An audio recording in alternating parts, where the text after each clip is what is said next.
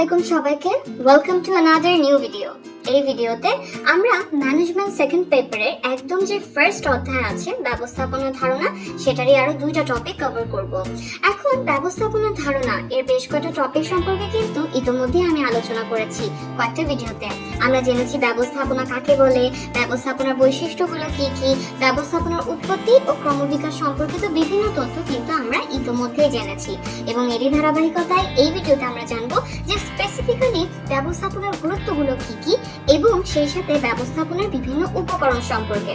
এবং আমি আমার অন্যান্য ভিডিওগুলোর মতনই এই ভিডিওতেও একটা ছোট্ট কুইজ সেগমেন্ট রেখেছি, যাতে করে তোমরা এই ভিডিও দেখে বুঝে নিতে পারো এবং ওই কুইজটা সলভ করার মাধ্যমে বুঝতে পারো যে আমি যা পড়াচ্ছি সেটা তোমরা বুঝতে পারছো কিনা ঠিকঠাক মতো। ওকে, এবং বরাবরের মতো ম্যানেজমেন্ট সেকেন্ড পেপারের ইনস্ট্রাক্টর হিসেবে আমি আছি তাবাসসুম আরমিন প্রিয়তি। তাহলে চলো আমরা আমাদের পড়াশোনা শুরু করে দেই। তাহলে যেমন বলেছিলাম যে ব্যবস্থাপনার গুরুত্বগুলো কি কি সেটা আমরা জানবো। যে আমি তো অনেকবার বলেছি ব্যবস্থাপনা অনেক ইম্পর্টেন্ট, কিন্তু স্পেসিফিক্যালি কোন কোন গুরুত্বগুলো রয়েছে ব্যবস্থাপনার সেটাই আমরা জানবো। আচ্ছা, একটা এক্সাম্পল দেই। এখন একটু দেখো তো রিলেট করতে পারো কিনা। ধরো আমাদের চিকিৎসা সেবার প্রয়োজন, ওকে? এখন পাশাপাশি দুটি হাসপাতাল আছে, দুটাতেই মোটামুটি সেম ফ্যাসিলিটি, মানে একই ধরনের টেকনোলজি বা যন্ত্রপাতি এরকম, কিন্তু একটা হাসপাতালের ম্যানেজমেন্ট তেমন একটা ভালো না, অর্থাৎ সেখানে মোটামুটি হয়রানিরই শিকার হতে হয় চিকিৎসা সেবা পেতে গেলে। তারপর হচ্ছে ঠিক টাইমে ডক্টর পাওয়া যায় না, এরকম একটা প্রবলেম আছে। আর আরেকটা জায়গায় দেখা যাচ্ছে যে হাসপাতালের ব্যবস্থাপনাটা বেশ চমৎকার, সেখানে সবকিছু খুবই সিস্টেমেটিক ওয়েতে হচ্ছে। তাহলে চিকিৎসা সেবা নেওয়ার জন্য অবশ্যই আমরা ওই দ্বিতীয় হাসপাতাল যেটার ম্যানেজমেন্টটা ভালো সেটাতে যাবো না, বলো? তার মানে এখান থেকে বোঝাই যাচ্ছে যে ব্যবস্থাপনার গুরুত্ব কিন্তু আছে কোন একটা প্রতিষ্ঠানে ধরো সব ধরনের যন্ত্রপাতি আছে, সুযোগ সুবিধা আছে, কিন্তু যদি সেখানে ডিসিপ্লিন না থাকে, যদি সেখানে ব্যবস্থাপনাটা ঠিকঠাক মতো না করা হয়, নিশ্চিত করা না হয়, উত্তম ব্যবস্থাপনা নিশ্চিত করা না যায়, তাহলে কিন্তু আলটিমেটলি প্রতিষ্ঠান তার লক্ষ্য অর্জন করতে পারবে না। তাহলে ব্যবস্থাপনার গুরুত্ব তার মানে আছে। এখন আরো আমরা কয়েকটা পয়েন্ট জানবো। প্রথমে আসে উপকরণাদি সুষ্ঠু ব্যবহার। উপকরণাদি সুষ্ঠু ব্যবহার কাকে বলে? তো ফার্স্টে আমরা জানি উপকরণ কাকে বলে। উপকরণ বলতে কিন্তু বোঝায় যে কোন একটা কাজ করার জন্য যে বস্তুটা ব্যবহার করা হবে সেই বস্তুটাকে উপকরণ বলা হয়। তো এখান থেকে বোঝা যায় যে উৎপাদনের উপকরণ কাকে বলে। ধরো প্রতিষ্ঠানে উৎপাদনের কাজে লাগে এমন বস্তুকে কিন্তু উৎপাদনের উপকরণ বলা হবে, তাই না? এখন কোন একটা প্রতিষ্ঠানে ভূমি, শ্রম, মূলধন এই ধরনের উপকরণাদি আছে, কিন্তু সেখানে যদি উপকরণগুলোকে যথাযথভাবে ব্যবহার করা না যায়, তাহলে কি এটা কোনো কাজে দিবে? যেমন হচ্ছে যে একজন ভালো কৃষক সে কি করবে? তার যে ভূমি, শ্রম, মূলধন, ট্রাক্টর, সেচ যন্ত্র এই জিনিসগুলো আছে সেগুলোকে কিন্তু কার্যকরভাবে ব্যবহার করে এরপরেই তিনি কিন্তু অধিক ফসল ফলাতে সক্ষম হবে। আর এভাবেই কিন্তু তিনি উন্নয়ন নিশ্চিত করতে পারেন। ঠিক কোন একটা প্রতিষ্ঠানের কথা যদি আমরা চিন্তা করি, তাহলে যে উপকরণাদিগুলো আছে সেগুলোকে যদি সুষ্ঠুভাবে ব্যবহার করা না হয়, তাহলে যেরকম অপচয় বাড়ে, সেই সাথে কিন্তু প্রতিষ্ঠানের জন্য এটা কোনো ভালো ফল বয়ে আনে না।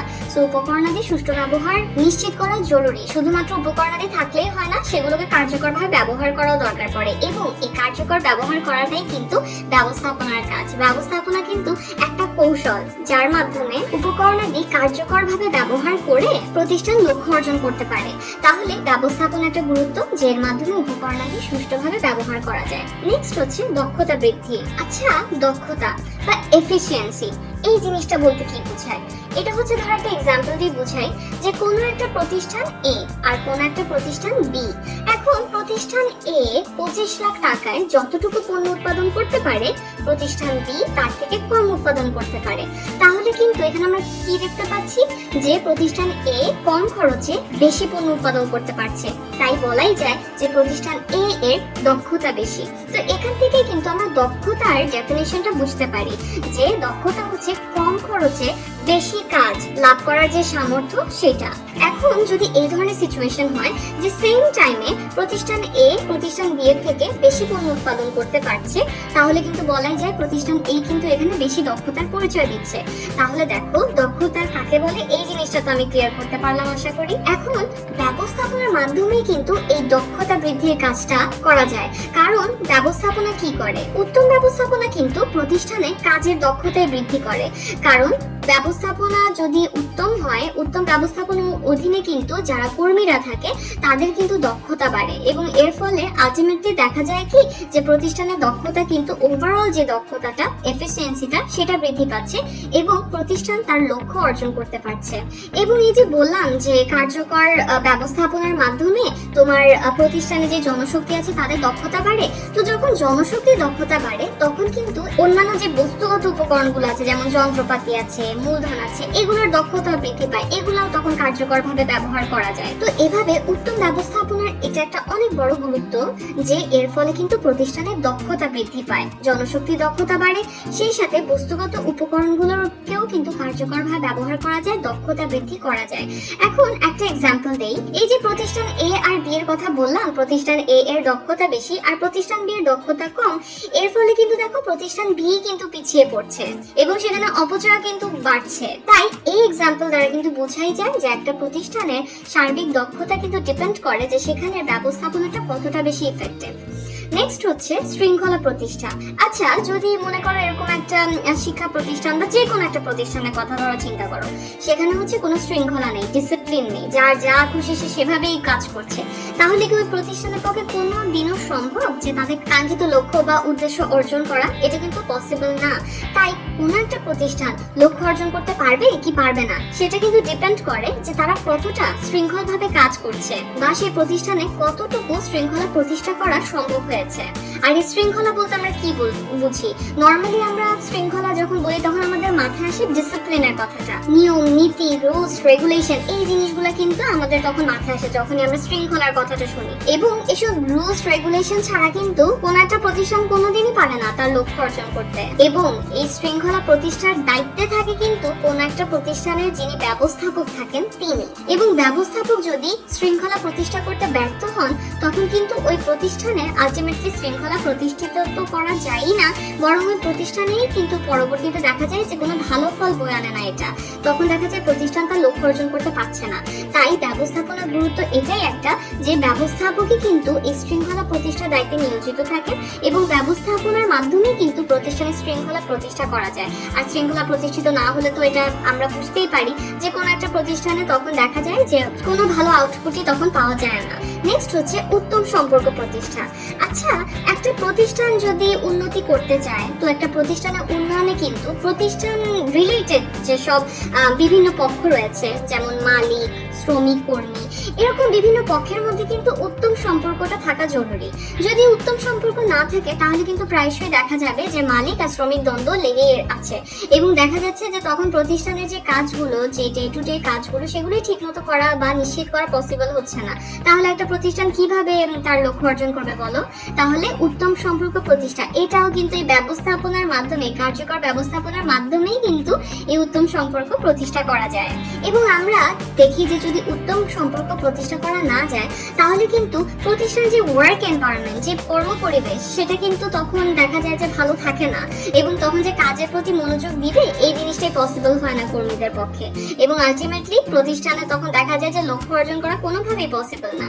সো উত্তম সম্পর্ক প্রতিষ্ঠা করা বর্তমানে খুবই খুবই খুবই জরুরি এবং এটা ব্যবস্থাপনার মাধ্যমেই করা হয়ে থাকে। ব্যবস্থাপনাই এই জিনিসগুলো ঠিক করে দেয় যে কে কোন কাজটা করবে, তারপরে হচ্ছে যে এই যে বিভিন্ন পক্ষ রয়েছে প্রতিষ্ঠান সংশ্লিষ্ট তাদের মধ্যে উত্তম সম্পর্ক প্রতিষ্ঠা করা গিয়েছে কিনা। তাহলে এভাবে হচ্ছে এটা ব্যবস্থাপনা একটা গুরুত্ব যে ব্যবস্থাপনার মাধ্যমে উত্তম সম্পর্ক প্রতিষ্ঠা করা যায় এবং এর ফলে প্রতিষ্ঠানের সামগ্রিক যে কর্ম পরিবেশ সেটা হচ্ছে ঠিকঠাক থাকে এবং প্রতিষ্ঠান তার কাজগুলো স্মুথলি করতে পারে। নেক্সট হচ্ছে কর্মসংস্থানের সুযোগ সৃষ্টি। কর্মসংস্থানের সুযোগ সৃষ্টি কাকে বলে? এটা হচ্ছে যে মানুষকে কাজে লাগানো যায়, এরকম মানুষকে কাজে লাগানোর মতো নতুন নতুন ক্ষেত্র সৃষ্টিকে কিন্তু বোঝায় এই কর্মসংস্থানের সুযোগ সৃষ্টি। তো উত্তম ব্যবস্থাপনা যে শুধুমাত্র প্রতিষ্ঠানের যে উন্নয়ন সেটাই যে নিশ্চিত করছে তা কিন্তু না, সেই সাথে ব্যবসায় সম্প্রসারণের ক্ষেত্রেও কিন্তু উত্তম ব্যবস্থাপনার গুরুত্ব রয়েছে।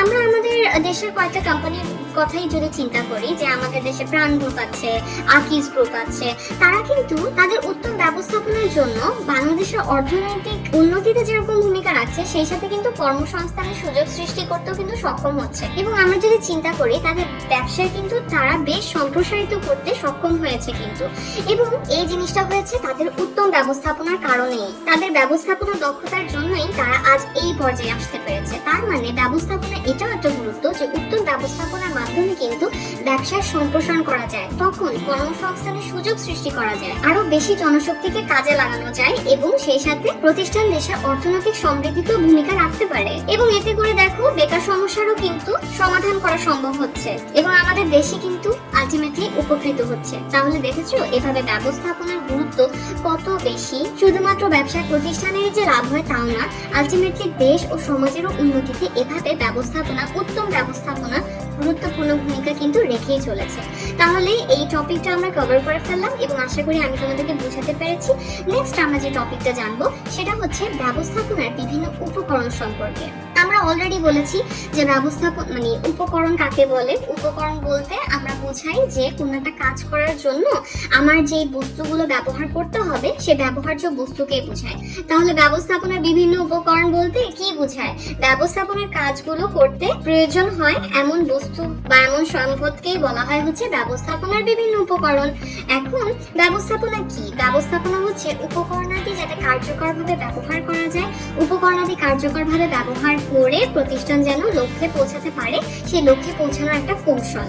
তো এই ব্যবস্থাপনার মধ্যে বিভিন্ন কাজ হচ্ছে জড়িত। তো এই ব্যবস্থাপনার বিভিন্ন উপকরণের মধ্যে কিন্তু যেরকম মানবীয় উপকরণ রয়েছে তেমনি বস্তুগত উপকরণ রয়েছে, এবং ব্যবস্থাপনা উপকরণের মধ্যে যে মানবীয় বস্তুগত বিভিন্ন উপকরণ রয়েছে, টেরি ও ফ্র্যাঙ্কলিন এই উপকরণগুলোকে 6M নামে সংক্ষেপে প্রকাশ করেছেন। আমরা যে উপকরণগুলো পড়বো ব্যবস্থাপনার সেগুলো সবগুলো হচ্ছে যে M দিয়ে শুরু হয়। তাহলে দেখতেই পাচ্ছ 6টা উপাদান, আর সবগুলোর ইংলিশ ওয়ার্ড যেটা সেটা M দিয়ে শুরু হয়, তার মানে 6M, এভাবেও মনে রাখতে পারো। তাহলে প্রথম উপকরণ চলে আসি, যেটা হচ্ছে মানুষ। মানুষ হচ্ছে ব্যবস্থাপনার এমন এক ধরনের উপকরণ যা যদি কার্যকরভাবে ব্যবহার করা যায় তাহলে কিন্তু প্রতিষ্ঠানের অন্যান্য যে বস্তুগত উপকরণগুলো আছে সেগুলো আপনা আপনি হচ্ছে কার্যকরভাবে ব্যবহার নিশ্চিত করা যায়। মানুষ হচ্ছে নিঃসন্দেহে সৃষ্টির সেরা জীব। আমরা প্রতিষ্ঠানে যতই ভালো যন্ত্রপাতি থাকুক না কেন, যদি আমার জনশক্তি দক্ষ না হয়ে ওঠে, যদি তারা না জানে যন্ত্রপাতিগুলো থেকে কিভাবে পণ্য উৎপাদন করতে হয়, যদি তারা ইনাফ পরিমাণ এফিশিয়েন্ট না থাকে এবং সেই সাথে তারা যদি দক্ষতার সাথে কাজ করতে না পারে, তাহলে কিন্তু দেখা যায় যে দিন শেষে অন্যান্য যে বস্তুগত সম্পদগুলো আছে সেগুলো যতই ভালো কোয়ালিটির হোক না কেন, যতই ভালো হোক না কেন, দিন শেষে সেগুলো কিন্তু কোনো কাজে আসে না।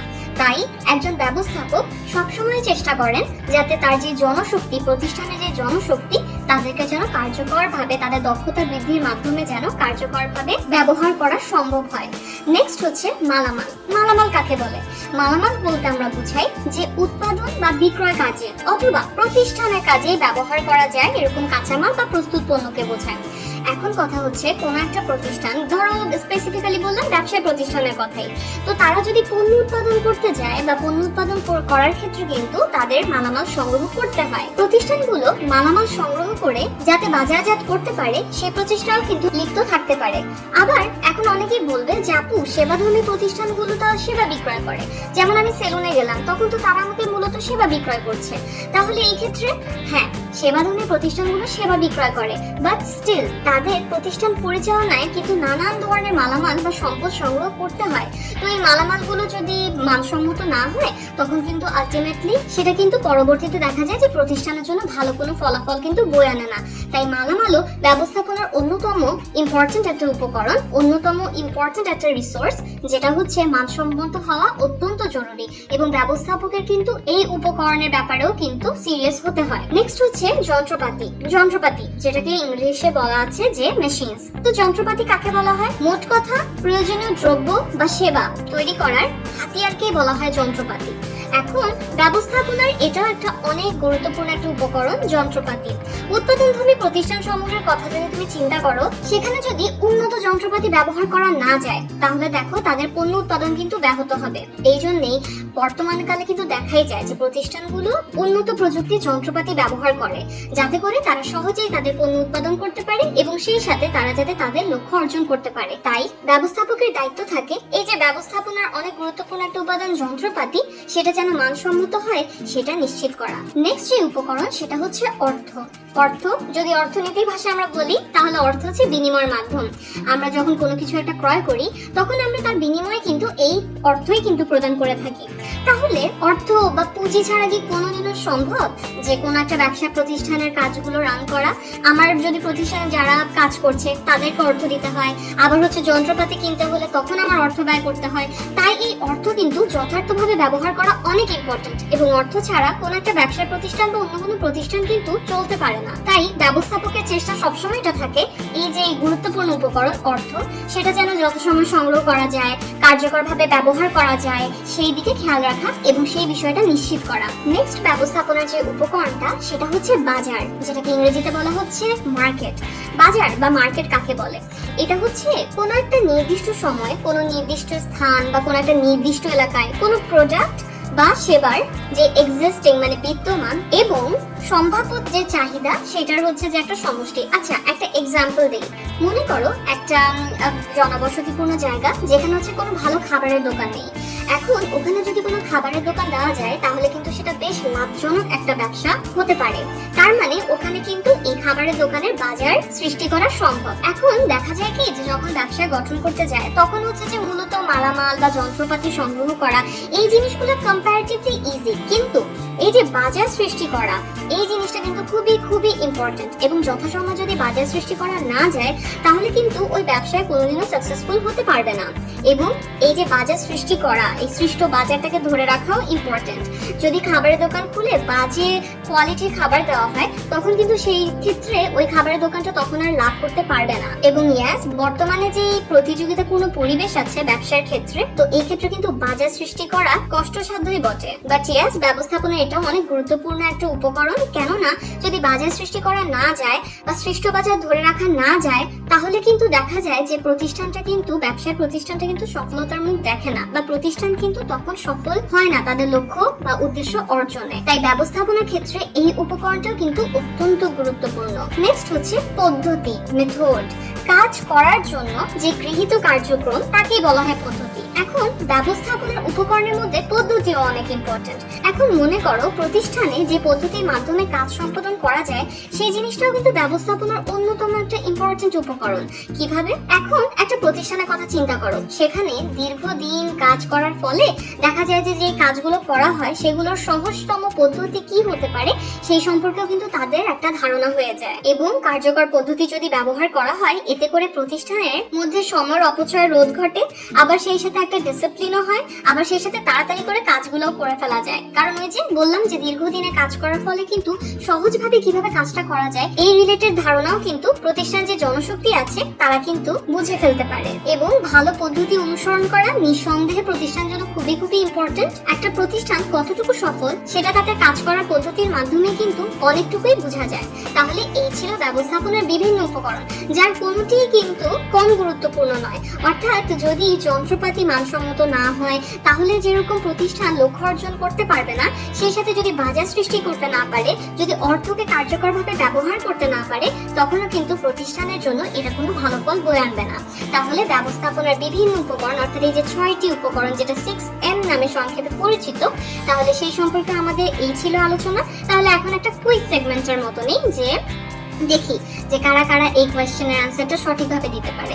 এখন এই মাত্র যে পড়েছি 6M এর কথা, বলো তো নিচের কোন উপকরণটি ব্যবস্থাপনার 6M এর অন্তর্ভুক্ত নয়? মেন, ম্যাটেরিয়ালস, ম্যানার নাকি মার্কেট? এখন এগুলোর বাংলা মিনিং গুলো একটু মনে করে দেখো তো, তাহলেই কিন্তু উত্তরটা পারার কথা। তো যাদের মনে হচ্ছে অ্যান্সারটা মেন হবে, অর্থাৎ 6M এর মধ্যে মেন অন্তর্ভুক্ত নয়, তাদের উত্তরটা ভুল হয়েছে। যাদের অ্যান্সারটা হচ্ছে ম্যাটেরিয়ালস, যে না ম্যাটেরিয়াল 6M এর অন্তর্ভুক্ত নয় হয়তোবা, তাদের উত্তরটাও ভুল। আর যাদের অ্যান্সারটা হয়েছে গ ম্যানার, তাদের অ্যান্সারটা কারেক্ট, আর ঘ নাম্বারটাও হচ্ছে ভুল। তাহলে কমেন্ট সেকশনে জানাতে পারো যে কারা কারা এটা ঠিক অ্যান্সার দিতে পেরেছো। তাহলে এই ছিল আমাদের ব্যবস্থাপনার ধারণা যে অধ্যায়টা, তার আরো দুটো টপিক। আশা করি এই বিষয়গুলোকে আমি তোমাদেরকে সহজভাবে বুঝাতে পেরেছি। ধন্যবাদ সবাইকে।